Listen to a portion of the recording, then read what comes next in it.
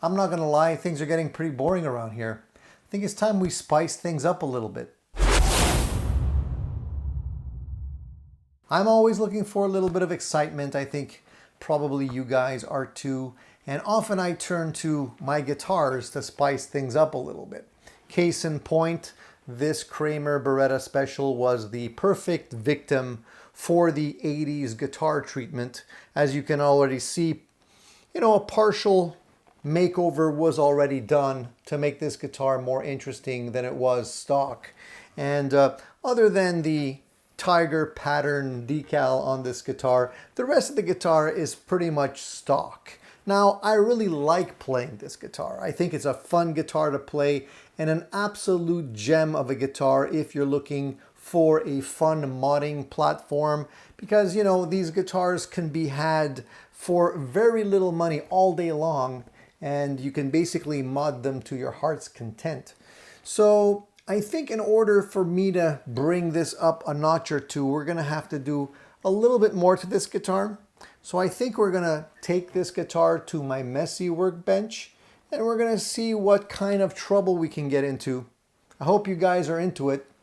Follow me if you are. I was never a big fan of this color on this guitar, so my choices were either to paint the guitar outright or apply a decal in the meantime till I decided what to do with it, and the decal's been on ever since. So who knows how long that's going to take before I decide to go to the next level on this. But there's still a lot of cool things that we can do with this guitar. And one of the cool things that we can do is obviously upgrade the stock pickup, because the stock pickup is okay in my opinion, but it could be made up quite a bit better. This is a Super Distortion. I know it doesn't look like one because I don't think the Super Distortions came in a zebra configuration like this. In actual fact, this is a double cream. It's not a zebra. What I did was I modified this part of it. I applied another decal on it to make it a double cream to match what I already have in the guitar, because I think that looks pretty cool. So I wanted to stay with that theme. So since I had this lying around, I figured why not pop it into the guitar, spice it up a little bit. That's going to be step one. And I think that's going to be a really cool upgrade to make this really an 80s guitar. But the second thing I want to do is upgrade this. The stock bridge on this thing is pretty pitiful. It's not very good. It's pretty much the most basic type of bridge you can get on a guitar like this. So what I also had lying around was one of these. This is a Vega Trem. If you've been watching my channels for a while, I'm a huge fan of Vega Trem, and we have a really nice looking one. This one was actually on my Kramer Baretta Special, the all black one. If you guys remember, I originally had this on there, and it didn't quite fit right with me because it wasn't like the rest of the guitar was totally blackout, and this was chrome. This was about the only thing on the guitar that wasn't black. So I ordered a black version of this, and now I have this one lying around extra. So I'm going to put that in this guitar because it was a lot of fun to have the Vega Trem on the other guitar. Why not replicate it here? I know some of you guys are going to comment and say, you're crazy. The Vega Trem costs more than the guitar does. I don't care. Comment away. It's my guitar. I can do whatever I want, and that's what I'm doing. So if you still want to watch me do it, stay tuned because it's going to happen. All right, so now the first step in all of this, I want to actually measure the output on this just to make sure that it's working properly, because I don't want to have a surprise where I pop it into the guitar and for whatever reason it's not working anymore. Plus I want to get a reading on this and see exactly how much hotter it is.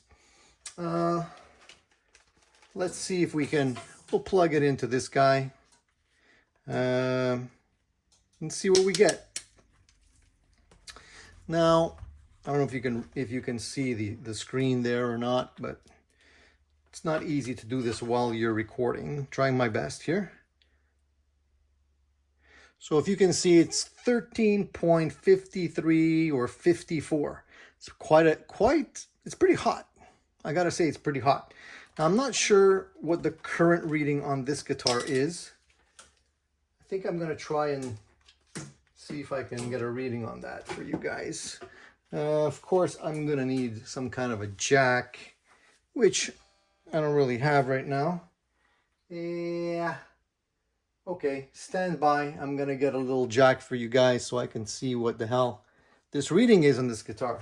While I went down and got my jack, I also got a set of these. These are Ernie Ball custom gauge.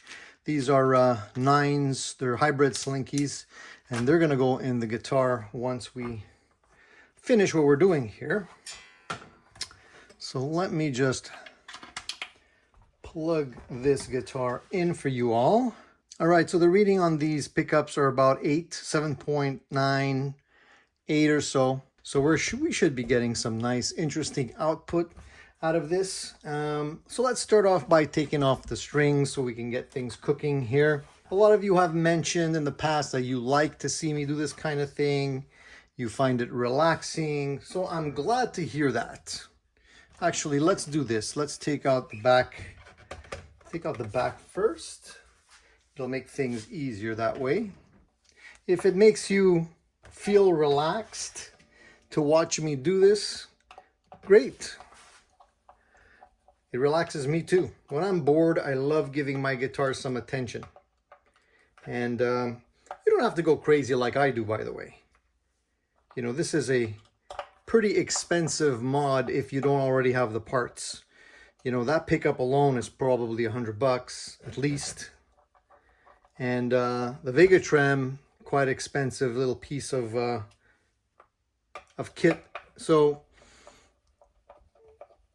you can do other things to your guitars that will make it fun to play and won't cost you as much.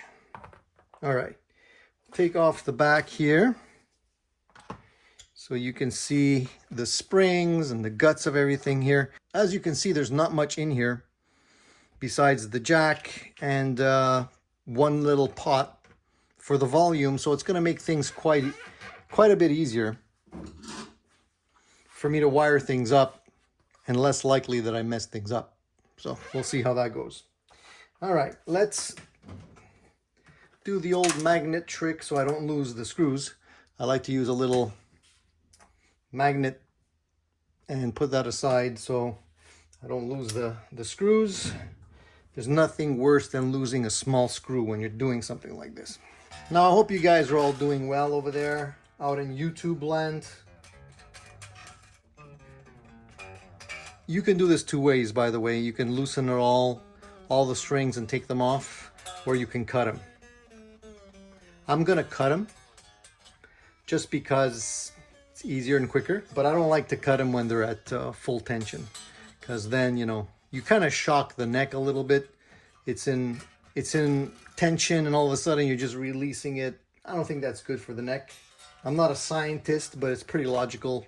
I don't think you should do that. So we're just gonna cut the strings right off. Make it quicker to take these off. So is it just me, guys, or does it seem like YouTube is getting boring? I don't know. I feel like there's nothing that exciting happening right now in YouTube land when it comes to gear. There was a couple of interesting things that I commented on my live Sunday show recently, but you know, usually there's a lot more. So for that reason, I get bored. I like shiny things. I like new shiny things. And if things don't happen quickly enough, then I look for other ways to amuse myself. And sometimes I get into trouble doing that. If you're watching my channel, you know what I'm talking about. All my previous projects. And there's been quite a few. Okay, so now that we have the strings off the guitar, I guess what I'll try and do first is, I guess I'll take the bridge off, because why not? We can take that bridge off first, and then we can worry about the pickups after that. Now you notice I do everything by hand. I could use a screwdriver, like an electric screwdriver, battery operated screwdriver, but sometimes that's overkill. It does go quicker. And since I've already worked on this guitar, I've already removed the bridge once or twice. I know that I don't need any kind of heavy lifting. Plus, there's the beauty of fast forwarding the video. So we can do that if you guys have a short attention span like I do. Okay, scratch what I just said. I'm going to take the easy way out. I'm going to use one of these. If you don't have one of these, get one. It's quite handy. It's got a tiltable, you know, head portion here. You can go forward and back, and it's quite handy, easy to use.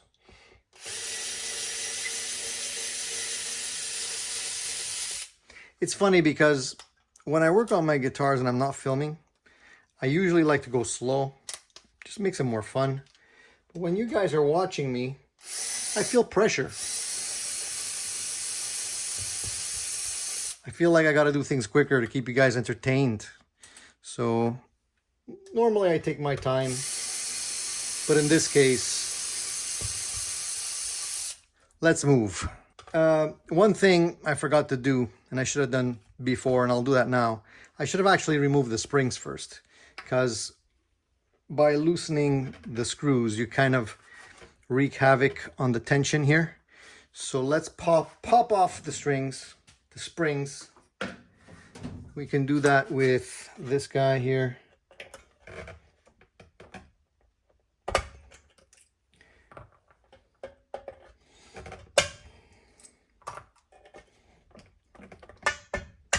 Needle nose plier usually does the trick. And now the bridge is pretty loose. There's one little screw holding it in place, but you should normally do that first. Alrighty, so we're not going to really need this bridge any longer, but I'll keep it. It's going to go in the parts bin. I have a huge parts bin where I keep everything. For other projects, you never know. So here you can see, like, when I applied the decal here, I applied it all the way, like there's no ugly gaps, you know. I think I did a pretty good job. So the installation of the Vega trem is not that difficult. This is one of the really nice things about this Vega trem. It slips right in there and works perfectly with the cutout that we have on this guitar. So you don't have to worry about any kind of routing here. And the parts that come with this kit are really, really nicely done. So you're going to need to put this here. And because it's made in such a way that, you know, it allows you to have some flexibility in terms of where you want to put the screws.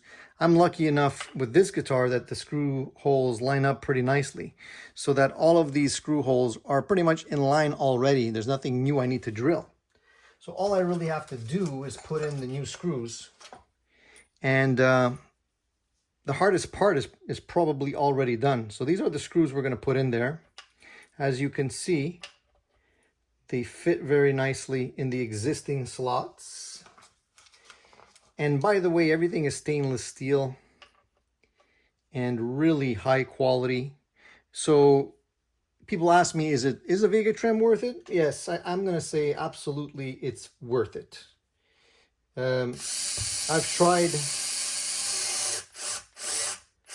I've tried lots of bridges, and this one is by far the one that's the best made.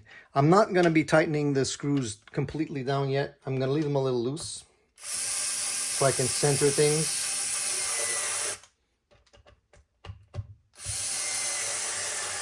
So we're going to revert back to elbow grease, and I'm just going to tighten them down just a slightly off the metal so I can still move it a little bit. Can you see that?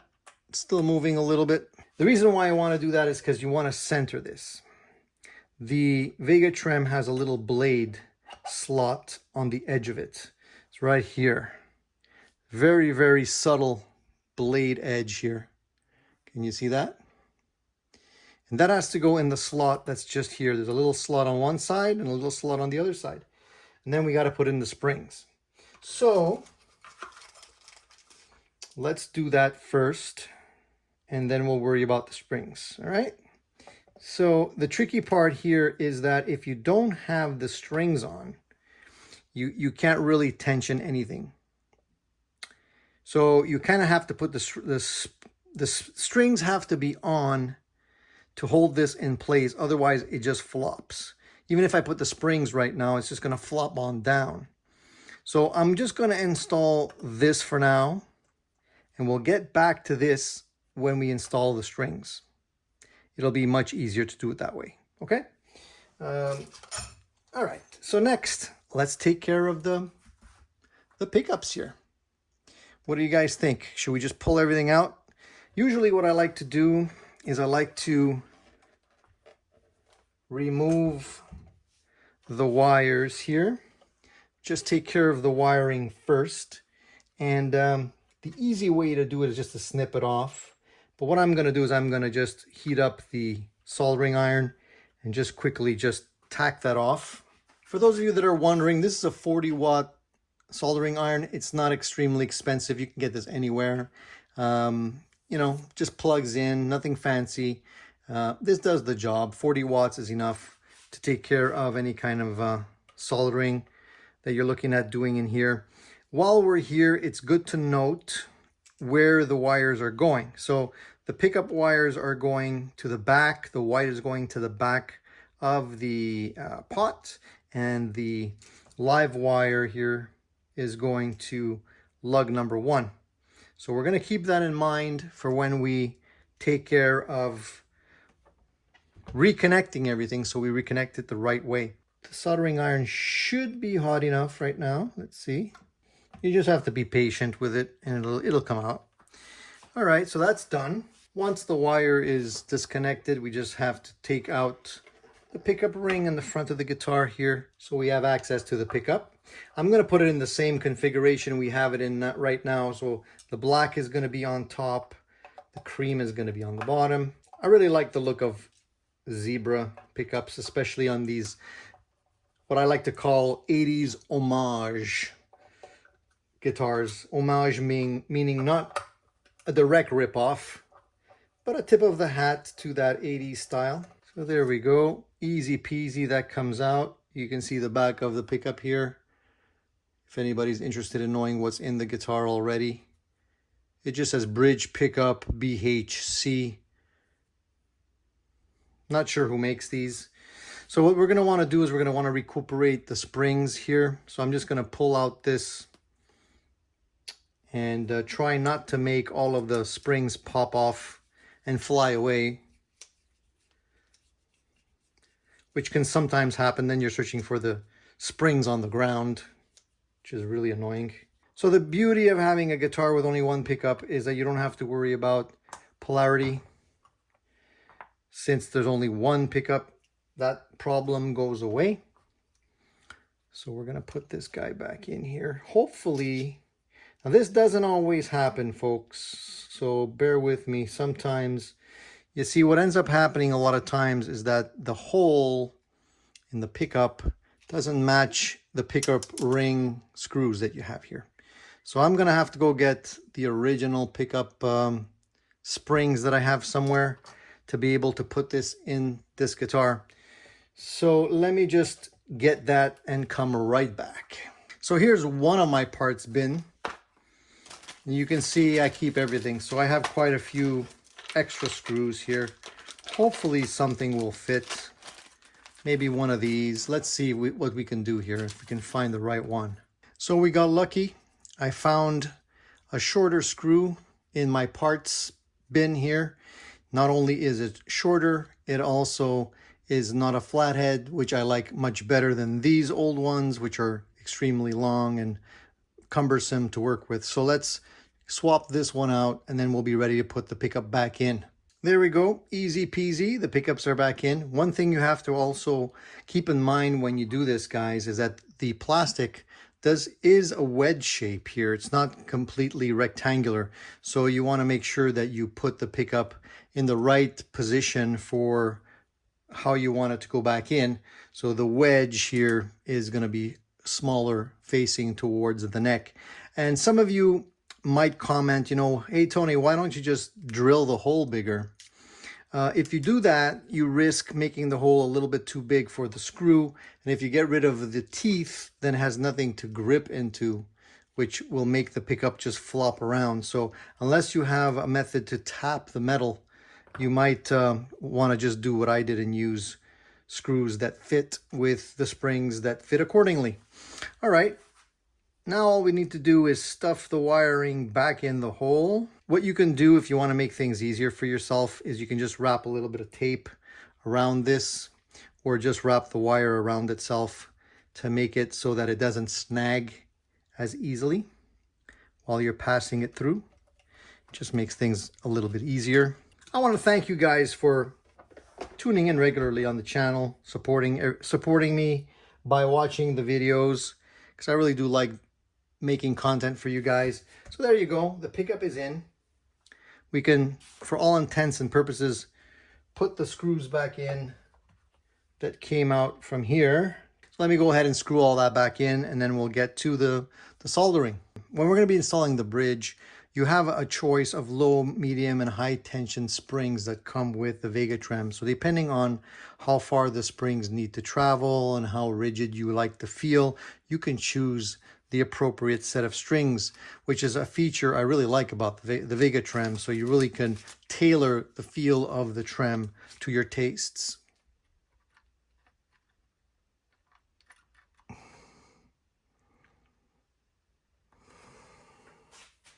When I solder, I like to just tack it in place so it doesn't move, and then put the rest of the solder down to make a good connection. So the next stage is essentially the hardest part, is putting the trim into the hole here, balancing this little, I guess, pivot bar, if you want to call it that. I like to load the strings in first, because these strings have to be bottom loaded, and it makes it a lot easier because it's somewhat of a balancing act at first to get everything lined up with the springs holding tension and all of the strings in the proper place. So until you have the strings on, it's still, everything is pretty much floating. So if you try and anchor it down, it won't actually stay in place. So you have to put in the springs on the bottom and then attach the strings to keep everything floating properly. That's the beauty of this bridge. It floats freely like that. Let's flip the guitar over and put in the springs, and then we could start attaching the strings. So you're going to want to hold this little piece while you install the springs. I'm using the medium tension springs.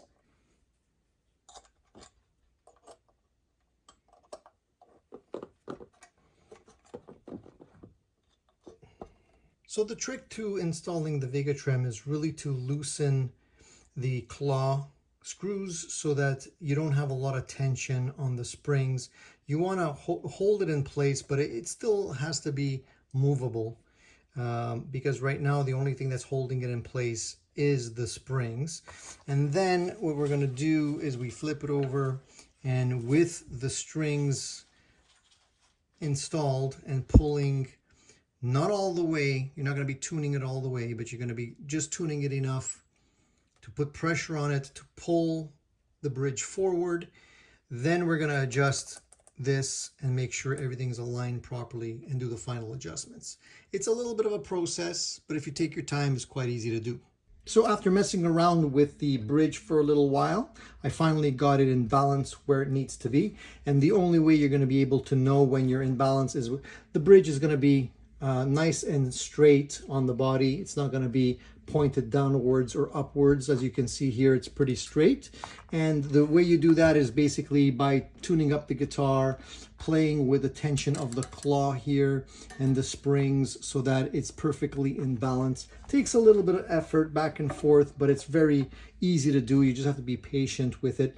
And even though the strings are new on this guitar and still need to be stretched out, you can see that, you know, the Vega trim does a really good job. You can do dive bombs all day you can pull up the strings until they break practically. So it's working the way it should, and I'm quite happy with that. The next thing is we have to see what these pickups, the DiMarzio distortion pickups, bring to the game, to see if it livens up this guitar, makes it more fun to play, especially for that, you know, that big 80s hair metal type of music. So we're going to be plugging in this guitar, and we're going to be seeing what it has to offer after these mods.